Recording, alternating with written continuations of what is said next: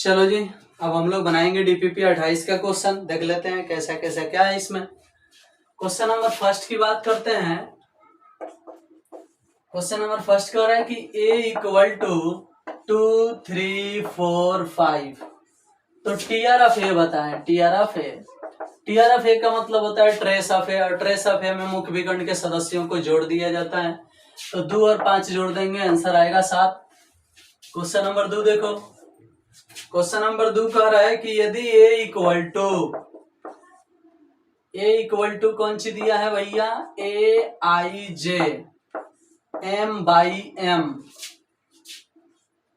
तो TR of ए बराबर what. देखो भाई तनी बोर्ड पर देखना, टीआर ऑफ ए निकालना है ना आपको।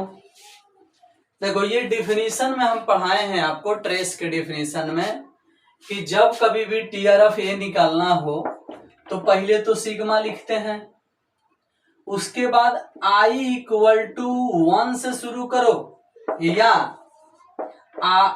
j इक्वल टू 1 से शुरू करो, यही दुगो आता है। i इक्वल टू 1 से शुरू करो या j इक्वल टू 1 से शुरू करो। शुरू तो करना ही पड़ेगा, i से करो या j से करो। कोटि अगर m/m होगा तो m तक जाना ही पड़ेगा, समझ में आया। अगर n तक जाओगे तो गलत, m/m है तो m तक जाना है, n तक नहीं, p तक नहीं, q तक नहीं, जो कोटि दिया गया होगा वहां तक जाना ही पड़ेगा। तो j इक्वल टू से शुरू किए हो तो भी m तक जाना होगा, i इक्वल टू से शुरू किए हो तो भी m तक जाना होगा। अब a यहाँ i लिखे हो तो यहाँ i ही लिखाएगा, अगर यहाँ j लिखे हो तो यहाँ j ही लिखाएगा, ठीक है। यही आपका होगा ट्रेस का फॉर्मूला डिफिनीशन, ठीक है। अब इसमें से देख लो कौन सा ऑप्शन सूट करेगा। तो इसमें से ऑप्शन नंबर ए सूट नहीं करेगा क्योंकि n तक गया है वो। ऑप्शन नंबर ए में दिया गया है इस तरह से सिग्मा i इक्वल टू 1 से n, जबकि यहाँ m/m दिया गया है, इसलिए ये वाला जो है सूट नहीं करेगा। m/m है तो m तक जाना चाहिए, n तक नहीं, इसलिए पहले का गलत। दूसर का जो है, दूसर का बी नंबर, वो कह रहा है कि सिग्मा i इक्वल टू 1 से हम m तक गए हैं, कोई दिक्कत नहीं, लेकिन यहाँ aij लिख दिया है। अगर यहाँ i लिखा है तो i चलेगा, ij नहीं चलेगा। अगर ij नहीं चलेगा तो ये वाला भी ऑप्शन गलत हो गया। सी नंबर देखो, सी में कह रहा है कि सिग्मा i इक्वल टू 1 से m हम गए हैं, ai दिए हैं। अब बताओ ये वाला ऑप्शन सही है, इसके जैसा है, देखो ये वाला ऑप्शन सही है, ठीक है।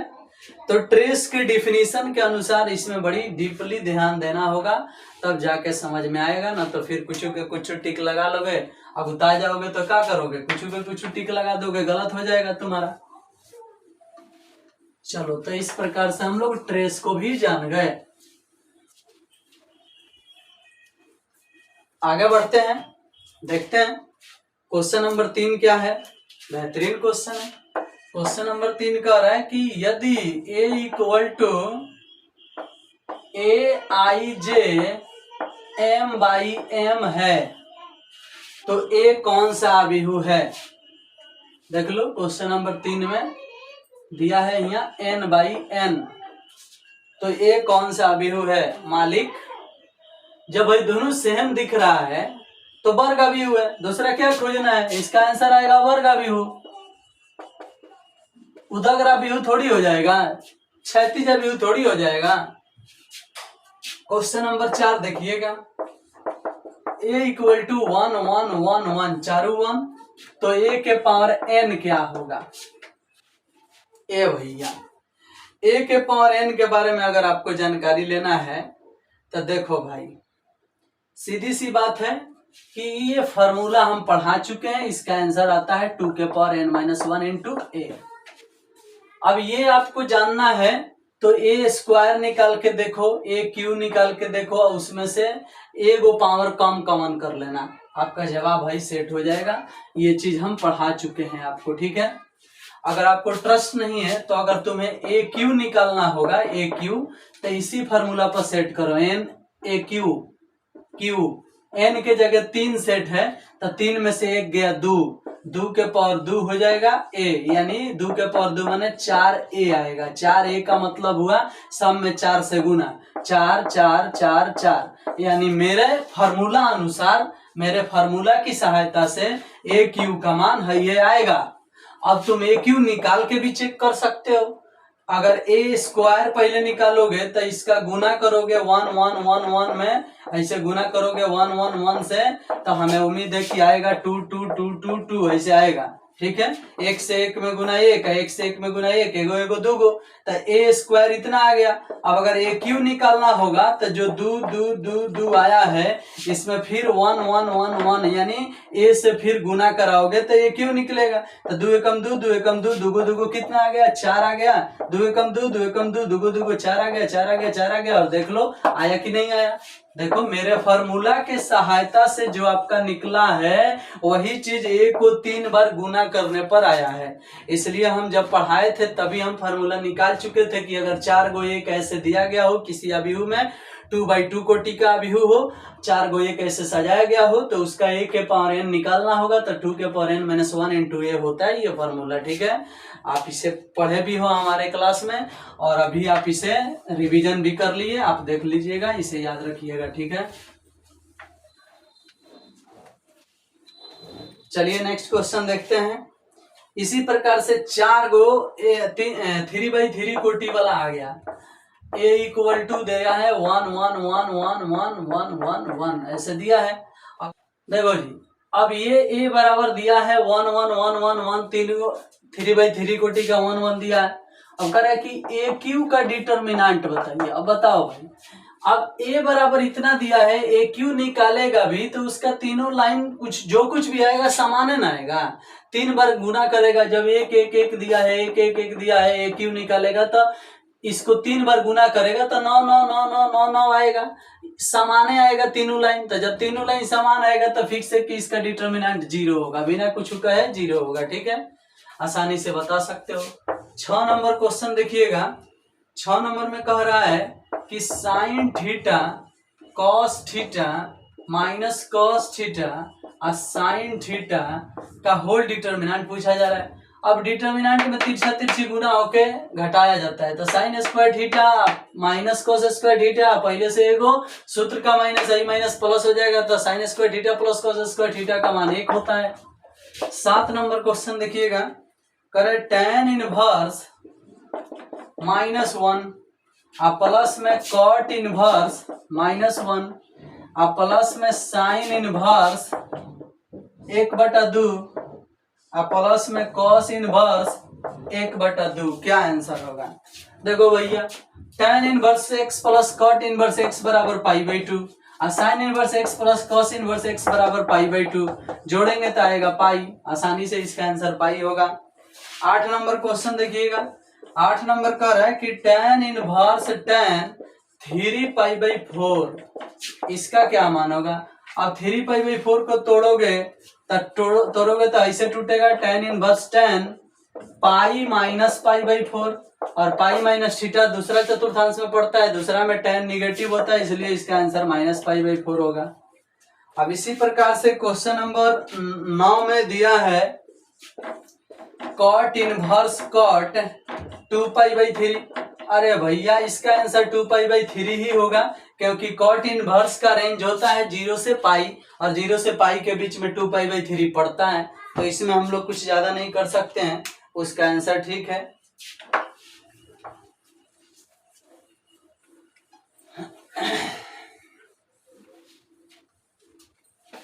पांच के बाद हम लोग देखेंगे क्वेश्चन नंबर 6 कह रहे हैं 10।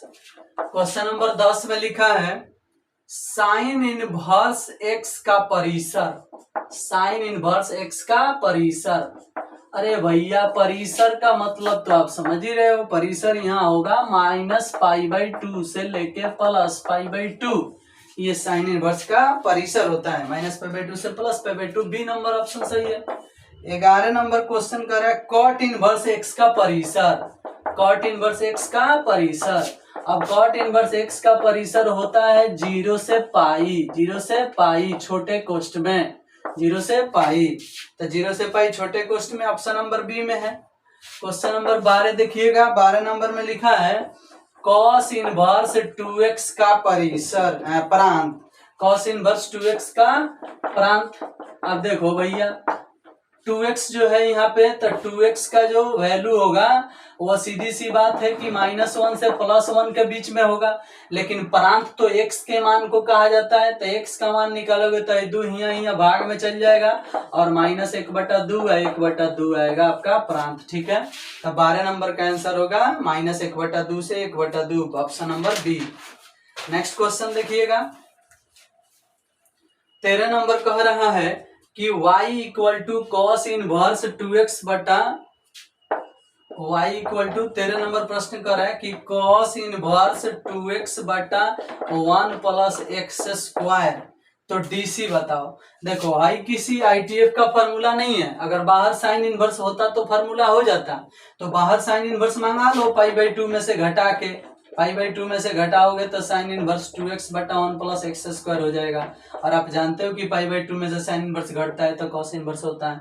बड़ी आसानी से आप बता सकते हो, यहाँ पे इसका डीसी करोगे dy बटा dx, तो पाई/2 का डीसी 0, माइनस है तो माइनस, 2 tan इनवर्स x का मान हो गया तो 2 बटा 1 प्लस एक्स स्क्वायर नहीं आया है, तो ये पाई/2 माइनस 2 tan इनवर्स x का ना सूत्र है जी, पाई/2 हो गया, साइन इनवर्स इतना का मान 2 tan इनवर्स x होता है। अब इसका डीसी करोगे तो पाई/2 का डीसी 0 और 2 tan इनवर्स x का डीसी -2 बटा 1 प्लस एक्स स्क्वायर हो गया। तो इस प्रकार से ये आपका आंसर होगा -2 बटा 1 प्लस एक्स स्क्वायर। ठीक है, तो ये क्वेश्चन नंबर 13 था। 14 नंबर क्वेश्चन आसान है भैया, 14 नंबर में क्या दिक्कत है, कॉस इनवर्स वाला दिया है, कॉस इनवर्स एक फॉर्मूला ही होता है भैया। देखो जी 14 नंबर क्वेश्चन कह रहा है, 14 नंबर y equal to cos inverse 1 minus x square बटा 1 प्लस एक्स स्क्वायर, और कह रहा है कि डीसी बताओ इसका। तो भैया हाई जो है 2 tan इनवर्स x का मान है, 2 tan इनवर्स x का डीसी होता है 2 बटा 1 प्लस एक्स स्क्वायर। तो इस प्रकार से 14 नंबर क्वेश्चन का आंसर हो गया 2 बटा 1 प्लस एक्स स्क्वायर। ठीक है, तो 14 नंबर में कोई ऑप्शन नहीं मैच कर रहा है, इसलिए नॉन ऑफ दीज आंसर होगा 14 का। 15 नंबर क्वेश्चन ध्यान दीजिएगा, 15 नंबर में लिखा है एक्स स्क्वायर का डीसी एक्स लॉग एक्स के सापेक्ष, एक्स स्क्वायर का डीसी लॉग एक्स के सापेक्ष, लॉग एक्स के सापेक्ष।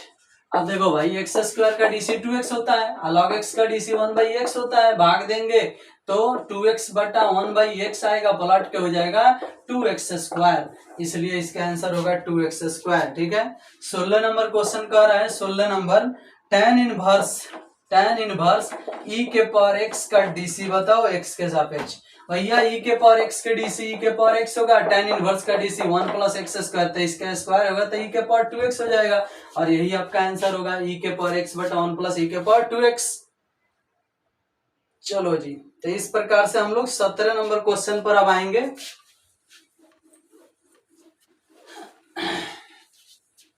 देखो तो 17 नंबर क्वेश्चन कह रहा है डी कॉसेक के एक्स का इंटीग्रेशन डिफरेंशिएशन। तो कॉसेक एक्स का डिफरेंशिएशन क्या होता है भैया, minus cosec x into cot x था, ये तो आंसर होगा।